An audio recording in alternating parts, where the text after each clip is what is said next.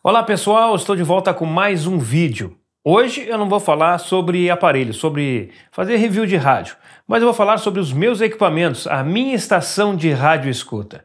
Quais equipamentos que eu uso para fazer o meu FMDX, os equipamentos que eu uso para trabalho, vou mostrar o que eu tenho aqui, os equipamentos e tudo aquilo que eu utilizei ao longo dos anos durante as minhas escutas.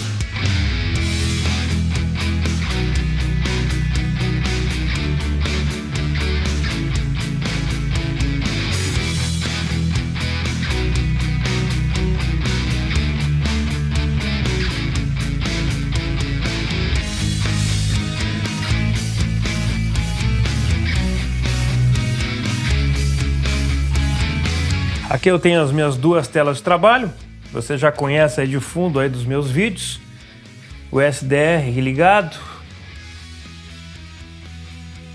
essa aqui é a caixinha JBL, deixa eu puxar um pouquinho para cá só, abrir, opa, tem uma caixa aqui, opa, são duas caixas, hein, olha só, vou antecipar aqui, ó, tenho dois aparelhos para mostrar para vocês em breve.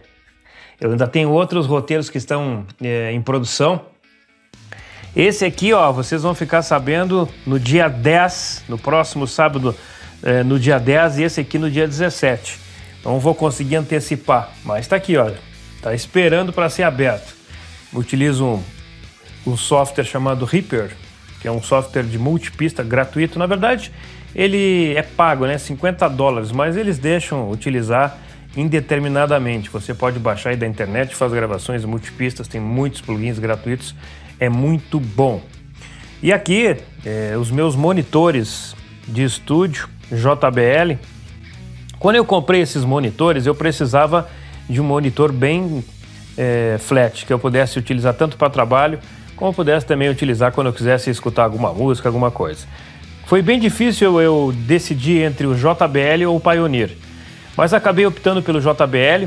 Se vocês procurarem na internet sobre esses monitores, vocês vão ver que tem muitos reviews em diversos sites de tecnologia, Estados Unidos, Europa, falando muito bem desses monitores. Eles são de baixo custo, mas com uma excelente qualidade de som. Hoje nós temos monitores de estúdio aí que pode chegar até R$30 mil. Esses aqui no máximo aí R$3 mil cada monitor desse. Então é um monitor realmente bem diferenciado.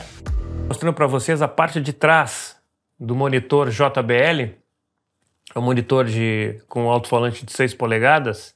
Aqui é o modelo dele, se vocês quiserem pesquisar na internet, 306p. É um monitor muito bom, muito profissional. Vocês podem notar aqui que tem vários tipos de equalização de frequência, dependendo de onde você vai colocar a caixa, a posição que ela vai ficar. Na verdade, para gravar música, quem usa esse tipo de aparelho para gravar música e fazer a parte de equalização, é muito importante que a posição das caixas estejam formando um triângulo equilátero perfeito com a pessoa na frente, para que não haja várias questões de frequência sendo rebatidas erradamente para quem está fazendo a equalização da música ou trabalhando de maneira mais profissional em algum áudio. Então, isso aqui tudo auxilia bastante. Nós temos aqui todo um sistema balanceado para garantir uma boa qualidade de som. Aqui eu utilizo uma interface de áudio SSL. Ela é uma interface muito conhecida, principalmente para quem trabalha com áudio, estúdio de gravação. É um equipamento muito bom, muito diferenciado e com baixo nível de sinal ruído.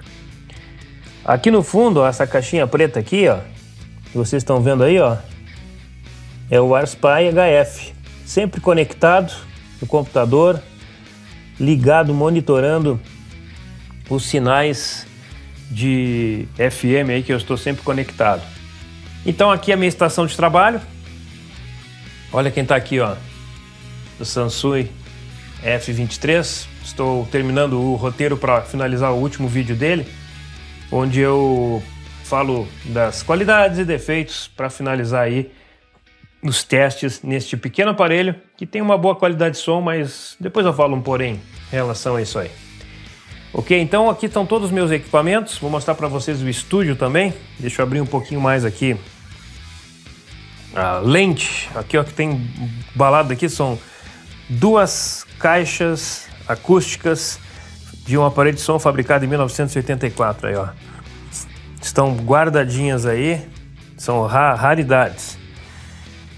E aqui, ó, aqui é o estúdio onde eu trabalho, eu faço também muitos áudios, os offs para os vídeos que eu edito. A cabine acústica, eu vou entrar aqui um pouquinho, vou mostrar para vocês. Ó, fechei a cabine. Aqui dentro, o áudio, esse espaço aqui é 1 por 1, tá? Então o áudio ele acaba ficando bem compactado, vamos dizer assim, para o entendimento para os leigos. E essas espumas aqui, elas não são indicadas para uma boa equalização de áudio. Por quê? O ambiente de áudio ele precisa ter vários níveis de absorção e essas espumas aqui, elas não são espumas profissionais. Então acaba dificultando bastante porque ela cria uma reverberação dentro do estúdio.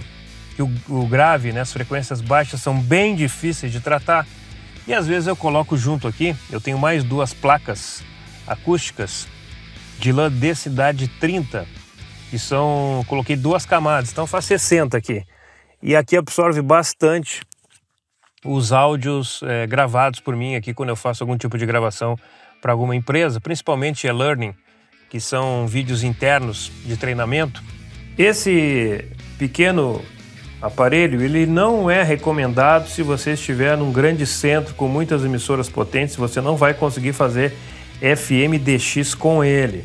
Vai ser muito difícil você fazer qualquer tipo de escuta no FM com esse receptor, a não ser que você esteja em um grande centro, aliás, afastado de um grande centro, numa região rural, aí você consegue fazer escutas com ele. Mas usei bastante tempo, fiz muito DX, pelo menos por 1 ano e meio com esse receptor aqui, depois que eu mudei para cá, que é uma cidade rural e com nenhuma antena de FM agora, então eu consegui fazer escutas com ele, mas não é recomendado para você utilizar dentro de grandes centros.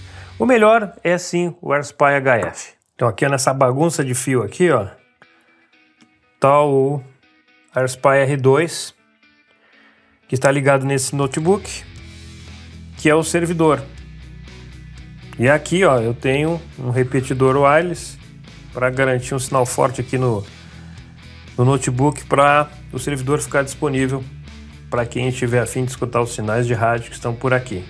Então esse aqui é o R2, da AirSpy, que não é nem perto em qualidade relativo ao HF. O HF é um receptor SDR muito profissional para quem quer fazer DX sério mesmo. Vamos falar um pouquinho dos rádios portáteis. Esse aqui é o rádio que tem me acompanhado mais tempo, né? Vou dizer que desde que eu comprei ele, eu assumi ele como meu rádio portátil principal, o PL880. E até agora não apareceu outro para substituir ele. Não que ele seja o melhor, né? O PL330, na minha opinião, 310 na minha opinião, é melhor no FM que esse aqui. Eu cheguei a comparar os dois e eu gostei mais do 310. Mas eu gosto muito do som desse rádio aqui. Então, para mim, hoje ele é o meu rádio portátil principal. Deixa eu mostrar os outros que eu utilizei ao longo dos anos. Bom, agora aqui eu tenho o Sony, esse aqui é um clássico, né? Quem não tem ou não teve esse aparelho aqui não sabe o quanto ele é bom, que é o 7600GR. Esse aqui eu utilizei muito nos anos 90, juntamente com o Sony SW10. Esse aqui é bonzinho, não vou dizer que é um grande rádio, porque não é não. É bom, é um radinho bom. Então, esses dois aqui me acompanharam nos anos 90. Mais um Sony, esse aqui, quando eu voltei a fazer DX, eu passei de 1999 até 2009, quase 2010, sem fazer DX por questões pessoais, casei, então foi um período aí de 10 anos que eu fiquei afastado. Este aparelho aqui é um dos pais do FMDX. Esse aqui aguenta, se estiver lá dentro da Paulista, lá pode botar esse rádio ligado numa IAG que ele vai segurar o sinal das rádios potentes. Esse aparelho aqui, eu tenho 2 desse aqui. E esse aqui eu não me desfaço de jeito nenhum. É um aparelho muito bom, diferenciado para o FM. Eu diria que é o primo mais antigo dos TF-6686, acho que é isso, né? Que os rádios de carro utilizam, o chip. Então ele é um primo, um parente mais antigo. E esse rádio ele foi desenvolvido para o mercado americano. Esse aqui é o XDR3. E é um aparelho muito bom, a qualidade de som também dele é muito boa. É um rádio AM, FM, só foi fabricado lá para os americanos e também por causa do rádio digital. Então a Sony fez um rádio diferenciado em termos de sensibilidade no FM. As primeiras versões vieram sem esse cooler na parte de baixo e começaram a queimar porque ele esquentava muito. Então ele tem esse cooler aqui para fazer o resfriamento do sistema. Bom, agora esse aqui é um clássico, um dos receptores mais cobiçados pelos DXistas do mundo todo. Esse aqui é o famoso Kenwood KT6040. Um receptor fabricado aí no final dos anos 80. Se eu não me engano, para 3 mercados. É Austrália, Alemanha e tem mais um país aí, que eu não me recordo se era o próprio Japão ou não. E ele era fabricado no Japão. Mas é um receptor com uma excelente qualidade para recepção de FM. Aliás, esse aparelho aqui eu vou em breve colocar ele à venda. Esse aqui eu comprei de um vendedor na Alemanha. 27 de agosto de 87. Ele está em boas condições. Fiz boas escutas, propagação F, TEP. Muito DX também nesse receptor. Quando retornei ali entre 2010 e 2015, antes de adquirir o Sony XDR3. É um aparelho muito bom, um excelente. Aliás, a qualidade de som desse aparelho, a divisão do estéreo dele é maravilhosa. Um dos motivos que eu acabei não vendendo ele era isso aí. Eu utilizava ele para ouvir rádio FM devido à qualidade de som dele. Agora, durante os anos 80, o meu receptor principal era um aparelho do meu pai, era um 3 em 1, o Sanyo. Olha, até achei aqui um anúncio no Mercado Livre dele, ó. Um aparelho lindo. Ele tinha um problema muito grave. Essas teclas aqui de plástico do deck eram muito duras e quebravam com muita facilidade. Mas era um aparelho maravilhoso, qualidade de som. Utilizei por muitos anos para fazer escuta em FMDX. Então é o mais sensível, vou dizer para vocês que não é o aparelho mais sensível no FM, mas eu utilizava um booster de 43 dB com a antena Primatic de 7 elementos. Então até não percebia essa falta de sensibilidade no FM dele devido ao ganho que o amplificador dava. Naquela época a gente podia utilizar amplificadores potentes que não ia ter problema nenhum de interferência, saturação, esse monte de problema que nós temos hoje de ruídos. Então é isso aí, esse vídeo foi mais para mostrar um pouco da história dos equipamentos que eu utilizei ao longo das décadas. Nunca fui um colecionador de rádios, adquiri muitos outros aparelhos, depois vendi. Eu não tenho o hábito de colecionar rádio. Mas aqueles rádios que eu considero rádios especiais, a questão da sensibilidade, rádios de qualidade, eu tenho alguns aqui sim. Enfim, todo mundo que faz FMDX ou faz qualquer tipo de DX em outras frequências, seja AM, ondas curtas, não importa, tem sim um carinho especial por determinados rádios, porque a sensibilidade desses rádios é que faz a diferença às vezes para escutar aquele som, aquele sinal que está lá no fundo, e você que tem que buscar, treinar o ouvido para buscar. Então, só para provocar vocês um pouquinho mais, tá aqui, ó.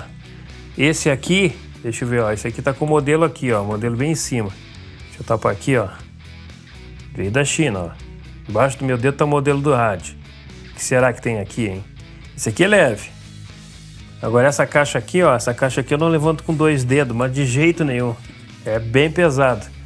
Mas em breve vocês vão saber quais são os aparelhos que tem aqui pra gente bater um papo aí. Nos comentários, vai dar o que falar. Esse aqui vai dar o que falar também. Grande abraço e até a próxima.